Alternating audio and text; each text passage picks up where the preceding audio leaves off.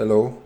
So this is the device which has problems, and I think it's due to the water level sensor on it. It's not working properly anymore, and I will show you what I mean. So right now it's saying that only one line is for water, but the device itself is almost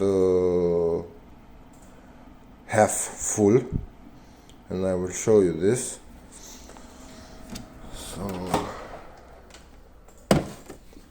you can see here inside that the water level is bigger,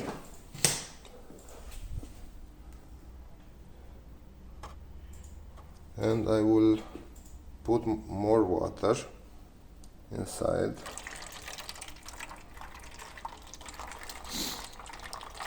Almost until max.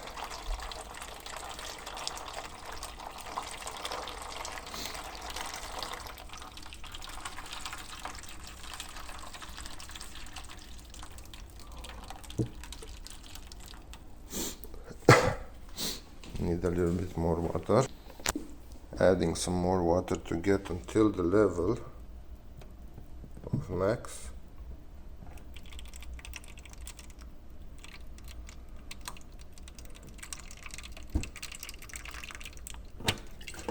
That's it, it's until max. And now when putting the